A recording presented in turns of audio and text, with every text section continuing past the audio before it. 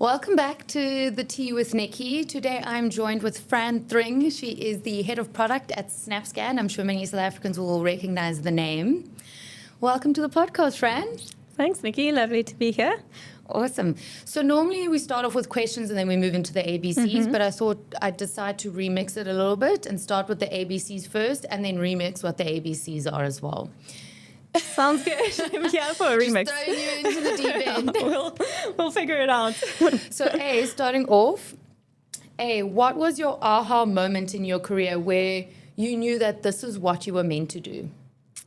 Okay, so I could spend probably this podcast and then like 5 episodes getting into what you're meant to do and like some of my personal philosophies around it. I think, firstly, I don't think there is one thing that someone is meant to do. I think we're all born with like a whole bunch of potential and we decide how to work out that potential. And it can, it doesn't need to be your career. It can be many different ways and shapes that you figure that out and it chops and changes. But I think for me, I took quite a strategic look at my career. I wasn't necessarily only governed by intuition and feelings, and I was like, what is happening in world economics? What is happening in the business industry? Where do people need problems solved? And where are my skills going to be very marketable and very relevant for a long time? So, when I thought about that, that was one of the reasons why I moved into tech and stayed in tech and decided to focus, all the different bits and pieces that I've been gifted with into that channel. Aha moment. Yes, it's like an aha epiphany, kind of thinking about it. I love that. So you didn't just rush in as well. And I love also that you say that, that we all have these multiple gifts that we use. One of my favorite sayings is, what is it? Jack of all trades, master of none, but better to know some than none, or something along those lines. Everyone only knows the first line. Exactly. Moving quickly along to B. So what was the biggest misconception that you had about product before stepping into the head of product role? The funny thing is I was actually in consulting before I moved into product. And I remember first joining SnapScan, moving from this very external provider, working with a client to solve problems, to now being in a product team. And when I first, met and worked with some product managers, I was like, what does a product manager do? It just didn't make sense to me. I was like, I understand, a project manager, and I understand a product owner from the more the Scrum, Agile methodology. But then I was like, a product manager. This is such a weird job. But as, of course, I've, I've been in the industry more and more and started to see the role of an impactful product manager, I've started to see how important getting the right people in those roles is, especially in that stage where founders step away and a company scales and you need someone to really own those divisions, understand them deeply, and form that strategy and hold it. Without that, it tends to go a bit haywire. Yeah. Yeah. You often see product managers or head of products will move into kind of a COO position or CEO or something like that, and makes a lot of sense with the way you described it, really to own and understand that vertical or that channel or the overall product that you're working towards. Am I getting that right? Yeah, completely. I think it's that very versatile, highly strategic skill set, along with some very well-versed leadership skills. Yes. That can often product managers have to be like the chameleons. They have to be able to talk tech and business and make each other understand each other. So it does align well with some of the skills of an effective CEO. Yeah. Okay. And C, so this is now just for a little bit of lightheartedness. Okay. So what was a comical moment in your career that was very embarrassing at the time, but you look back at now and you laugh about? So this, isn't necessarily a moment in my career, but my name, everyone knows me as Fran, but it's actually Elizabeth Frances Thring. Okay. Which is very British and regal. My parents love their ancestry. But the funny thing is my initials are EFT. So I feel as if it was always like serendipitous because now I work in payments and everyone's like, hi, it was like written into your DA code from the beginning. 100%. So when your initial documents EFT and probably companies like, but we don't need an EFT from you. We've moved on. Payments is innovated. The new wave is here. I love it. So thanks so much for going through the ABCs first. And now just getting into the questions a little bit. So I mentioned earlier with saying what the biggest misconception was about product before stepping into it. So for those that don't know, you first were more involved in UX, UI design before becoming the head of product. So what was that transition like between the two? It was a lot in a short sentence. But in other ways, like organic. So I'd been designing for a long time and pretty much specialized in the design space. And what happened was there was a gap. I was leading the design team at SnapScan, and then there was a gap. And then I got this opportunity to step into leadership as head of product. And I think it was just a great opportunity. And so I was like, okay, cool, I'll put my hand up for it. Not always realizing at the time what exactly you are agreeing to do. But you'll start to see that very like rational, pragmatic, strategic approach. I was like, cool, here are the skills that are needed to do this job well. Here's where I'm at. Here's the one that's most high urgency that I need to like get tomorrow. Otherwise, I'm not going to be able to do my job. And then I put my head down and like did everything I could to learn that skill and to learn as much as I could about being an effective product leader and also then about the business. Because if you don't know and understand the business well, even if you've got those other skills, you're not really going to be that good at your job. And then also understanding fintech and the landscape and the market within South Africa. So it's a lot. And I think my brain was very saturated, but it was so fun just learning all of this stuff, and I just went for it. Nice. Yeah. I love it. Just fully head first. Yeah, like YouTube, chatting to friends, just using as much spare time as I had. I didn't waste any moment. I was learning on the job, I was learning from everyone, and it meant that I ramped up quite quickly within reason. Amazing. Yeah. So SnapScan, can you just remind me quickly, when did SnapScan, when was it founded? When did it start? So it's actually been going for quite a while. Yes. So it's around 12, 13 years, I think. Yes. That was actually started by a bunch of guys, Stellenbosch, trying to figure out some problems. And it started in like the market space. Okay, yes. So started about 12, 13 years ago, but... So when you joined SnapScan, which was, I think... 5 years ago, 4.5, yeah. They were already acquired by Standard Bank, so one of Africa's biggest banks. So what was that energy like walking into a space that still considered themselves a startup, but, was technically owned by this huge bank? Yeah, I guess I didn't know any difference. There were a lot of... SnapScan, it's a great place to work. So it has pretty good employee retention. So there were people who had seen, the before phases and then the after phase and had that comparison. I didn't because I just saw the after phase. But what is... I think every acquisition has a different set of variables that kick in as to how the contract is set up and how the sale is made. With us, we're a wholly owned subsidiary, which essentially we still operate as a separate business. Okay. Which means that we've got quite a lot of independence in terms of our ways of working. Okay. So when I came in, it didn't even feel like Standard Bank existed, to be honest. It was the Exco team, they kind of like had chats, but the rest of us just did our thing. And it felt very much like a fintech and a startup. But you started, as I was there for longer, you started to see like some cracks almost, because that cohesive relationship between the bank and SnapScan and like really getting that to work for both sides was something that both sides needed to work on and evolve Yes. in order to get it aligned. So when a corporate acquires a startup, there's, as you mentioned, there's some cracks. So sometimes there can be a bit of collision between the move fast and break fast, to now being like, here's 14 layers of approval. But you say you operated quite independently.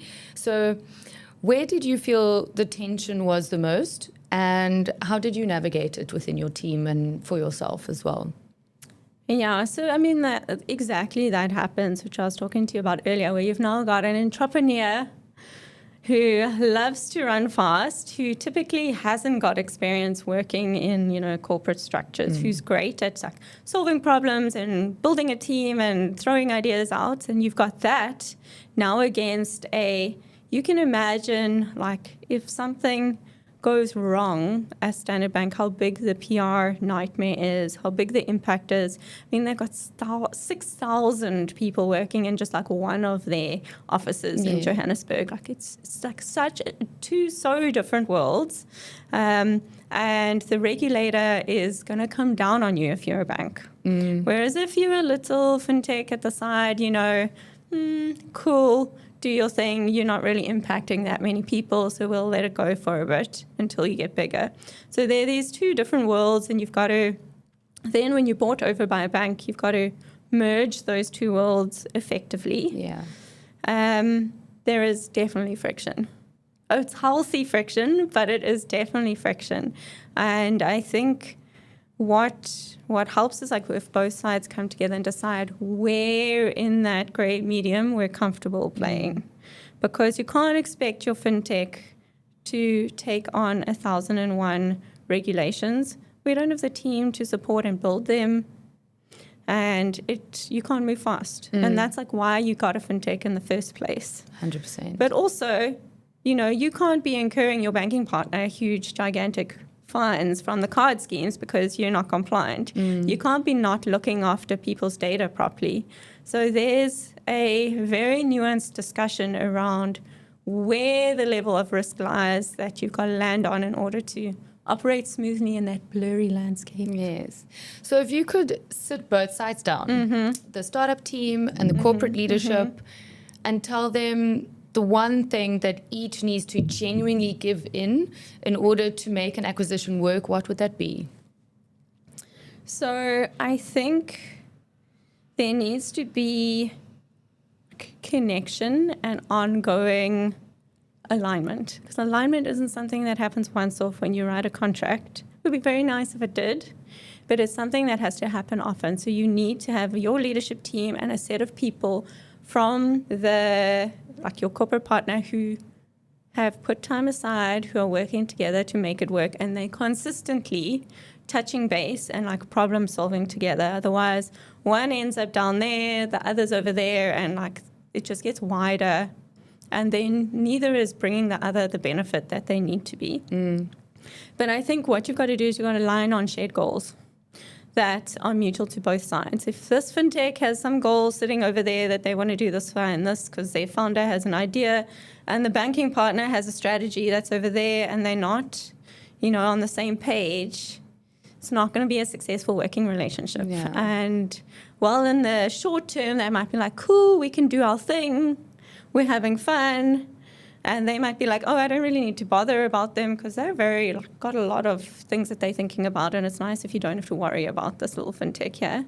But that is a very short-term mindset because sooner or later, you kind of need each other. Yeah. 100%. And speaking of aligning on goals, SnapScan went from being this scrappy QR payment product, and then now you've pivoted to more of a card machine challenger, sorry.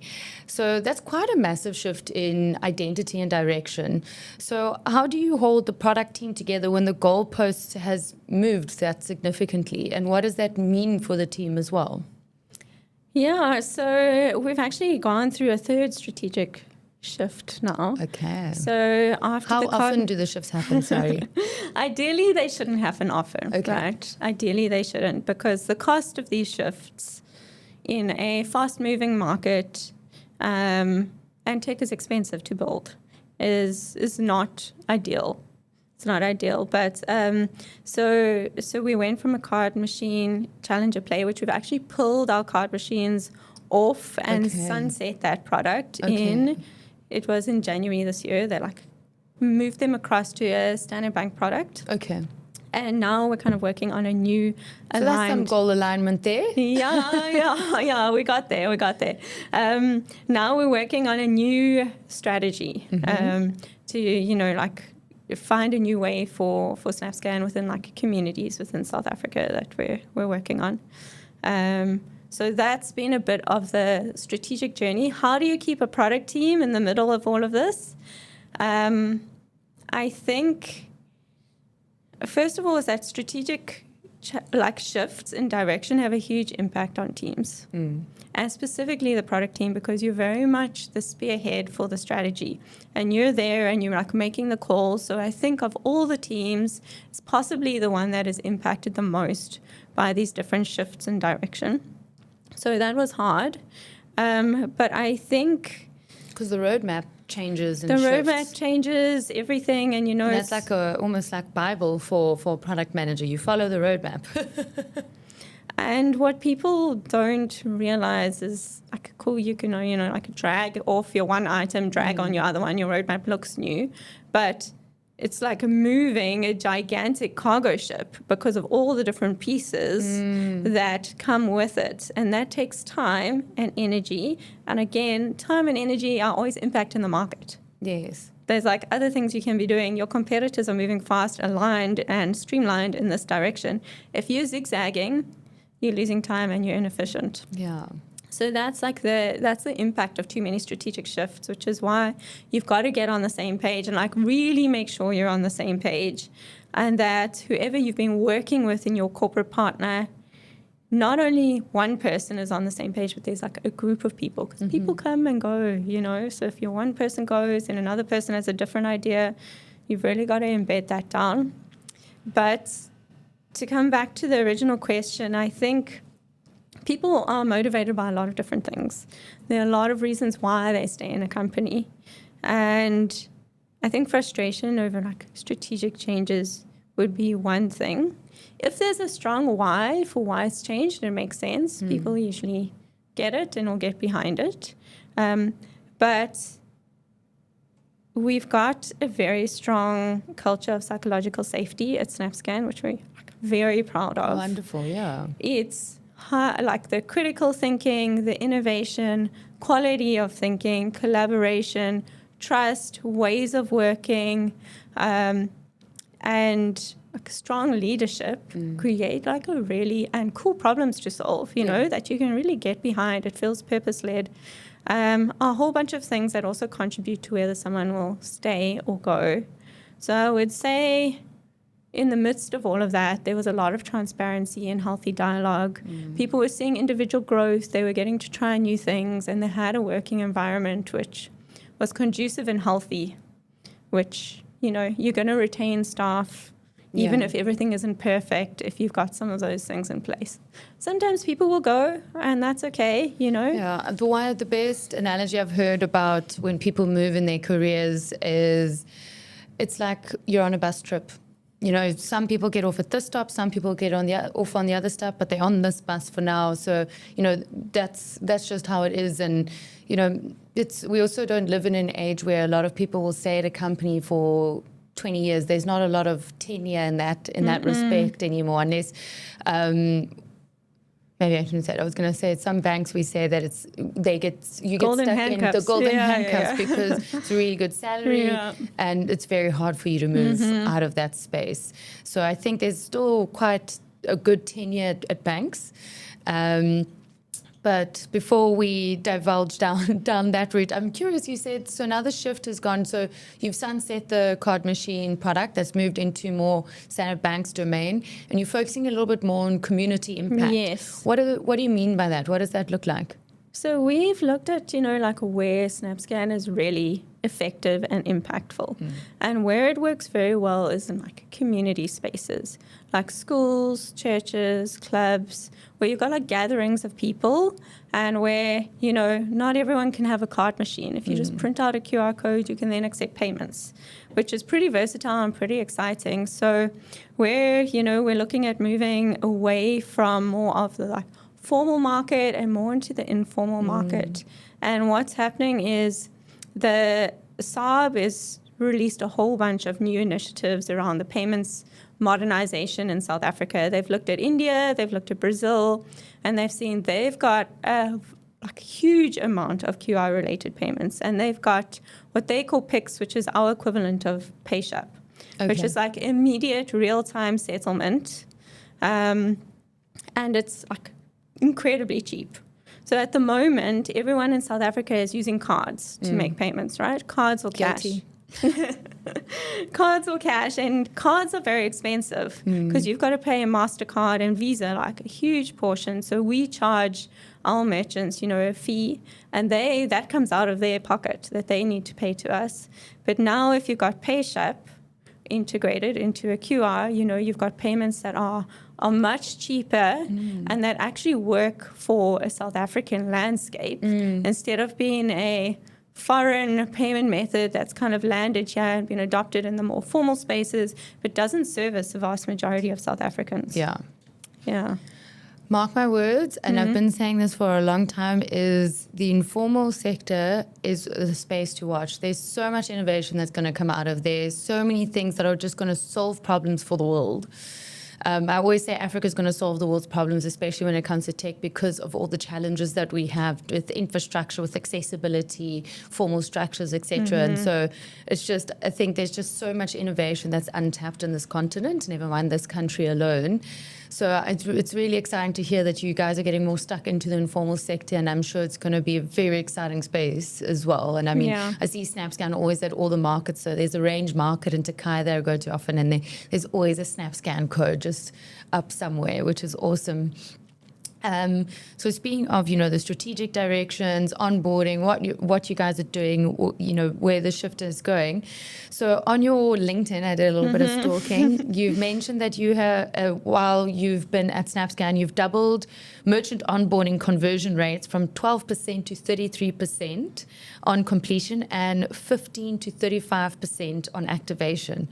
So in a post-acquisition environment where every metric is scrutinized, we also live in a world of data now. Yeah.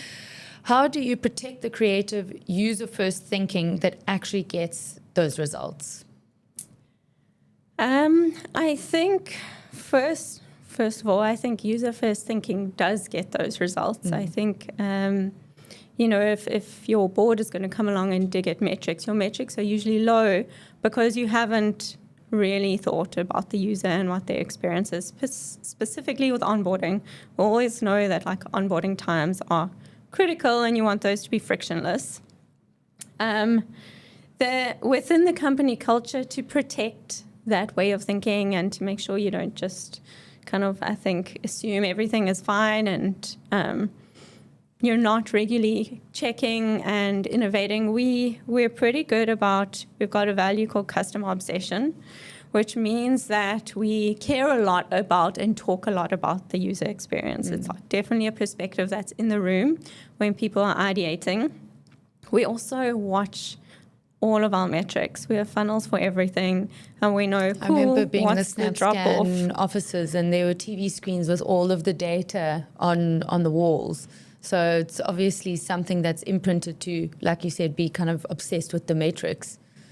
If you don't know what your drop-off is in your funnel, you're in like very dangerous territory because you're just like throwing away money. It's like a leaky bucket. So we know, you know, at each stage what people are doing, not only of the onboarding, but then of the journey after that, which is the activation journey. Yes. Like, have they made their first payment? Where did they make? Have they received their first payment? Where did they receive it? How many have they received? How much was it? Yeah. So we're tracking all of that across different time frames and seeing how it's doing, and then, you know, you catch trends, and then you dive in and you need to solve for those problems.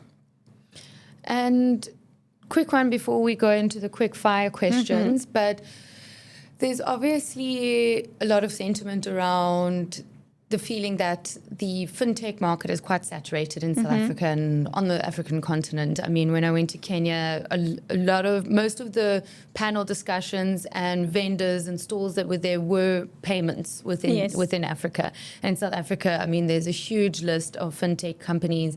Then there's still even some international companies looking at penetrating into the South African market. What's your opinion on fintech being saturated in South Africa?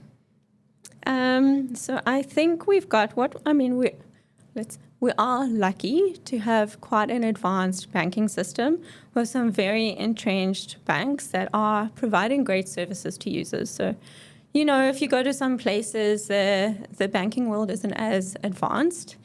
So that is something that within South Africa we do have, but I don't think by any means that the innovation has stopped. And like you were saying, there's like a huge amount of problems that are, I mean, you can't, like generalizing across Africa is insane, but there are a huge amount of problems we haven't solved, and there are a huge amount of innovative and unique ways that I think we can solve for uniquely developing nation problems. And I think a lot of innovation has come in where it's come in from the West and kind of been imposed instead of coming from the bottom up. There is innovation in Silicon Valley, but when you've got a lot of resources and everything is sorted and there's loads of money flowing, how innovative is it really? Whereas when you're on the ground, you don't have electricity, there are huge safety risks and, lack of funds. When you're solving problems there, you need to be truly innovative. So it sparks a lot of creativity, and I think people are starting to recognize a little bit more that there's so much untapped potential within the continent. Loads of people, this is where the population of the future is going to be sitting. Especially the working population. I did a talk recently where we spoke about AI talent and the African opportunity, and it was there was a stat that said by 2030, over 20% of the working age population in the world is going to be on the African continent. Yeah, which means that's where the money is going to be flowing. I mean, you're seeing I'm seeing a lot of investment coming into South Africa and then onto the continent as well from all over. I think France just also is, not donate's the wrong word, but investing into South Africa, giving money. Then there was South Korea with regards to data centers, and then there's quite a bit of investment coming from the UK also for data centers into South Africa. So it's a very interesting correlation, like you said, because of where the working age population is going to be, that's where the money is going to be. I like that. Very interesting. Yeah, so I think there's going to be loads more innovation that's going to happen. And I think we're going to be innovating. Humans are going to be innovating till the end of time. I think it's in our DNA. There's always things you can make that are better and more interesting and done in more effective ways. Yeah. Oh, I could go down on a tangent because I have many opinions of what things could be innovative and done better, and we just kind of stick to these old ways. Oh, it drives me nuts. Infuriating. But it's because I find that also sometimes innovation doesn't happen where people don't think they're going to make a lot of profit or revenue. So things that could help people, it's not very lucrative, so it's not as attractive, so people don't invest time into it. Yeah. But before we go down that rabbit hole, we can have that conversation offline, or we could have another podcast talking about it. But let's run into the quick fire questions. So it's just 5 quick fire questions. First thing that comes to mind, sentence, word, whatever. Cool. So 1, if you could change people's perception about one thing when it comes to fintech, what would it be? That you need a finance degree to work in fintech. Oh, or an MBA. Yes. Don't do it. You would always think that you would need like an ecos or finance degree to go in. Great. 2, if you could have one superpower, what would it be and why? Oh, this one.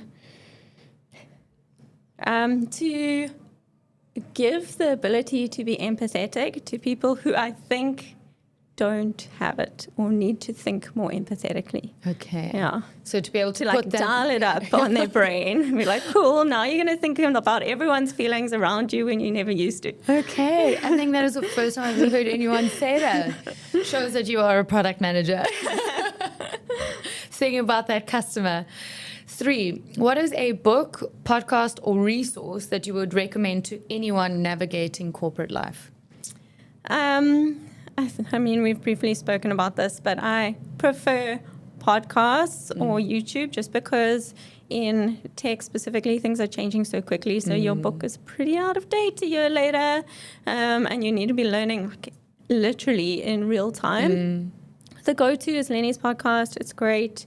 It's appropriate. It's very easy to digest because it's just a conversation like we're having now. Yeah. So that's great. I am a fan of John Maxwell's leadership books, which are super solid around leadership skills, leading yourself and then also leading others. But generally, yeah, podcasts and YouTube over, like very deep, intense books. I agree. I also, when it comes to, I'm a very big fiction reader. So when it comes to the non-fic, I prefer the podcast or YouTube because, like you said, it just changes and evolves so quickly, and especially in the world of AI now, it's rapidly developing every day. Even like a YouTube article from 6 months ago is out of date. So valid point. And 4, 3 people, dead or alive, who you would have over for a dinner party. Oh, wow. I would probably have the cast of Schitt's Creek. Oh, my gosh.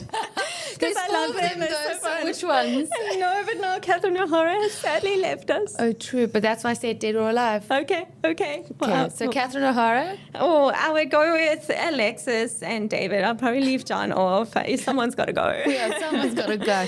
David. But they're fun and they're creative. And I pretty much, when that show ended, felt like I like lost friends. Yes. It was so sad. I know what you mean. It was such a good series. So hilarious. And then this question was actually left by our previous guest for the next guest. So Kerry's question is, when you have a bad day, what is your go-to stress reliever? I guess I go for a walk, and everyone's probably going to say that. Like a nature walk or just a walk on the prom? A nature walk if I can. So I'm an outdoors person. I'm a mountain person. I like trail running, rock climbing. I just need to look at a mountain and breathe deeply. Preferably, even better if it's with a friend. Yes. So then you've got a little bit of company, you can chat it through, distract yourself, get a bigger picture, and then come back. And it's not like a hardcore workout class like High Rocks where you're sweating everywhere. It's more soothing. Oh, I know what you mean. Yeah. So from my living room, I have a beautiful, uninterrupted view, except there's one tree's kind of growing in the way. And I was thinking, should I tell the body corporate to please cut it down so that I can just have this uninterrupted, beautiful view of the mountain? Because at the end of the day, if I stand out on the balcony, I look at it and I breathe, I think, okay, no, life is okay. I've got things together. It's fine. Yeah, exactly. It's so grounding. It's so grounding. And so people need to, we need to be looking at trees and mountains and oceans. It's integral for the human experience. It does ground you. Yeah. 100%. If you're looking at concrete buildings, can't help you if you're not going to feel grounded. Screen. Yeah, exactly. Amazing, Fran. Thank you so much for joining us on the podcast. I really appreciate it. I'm sure we could chat more and more. I have so many questions still, but maybe we'll just invite you back. Happy to come back, and thanks so much for hosting me, Nicky. It's been really fun.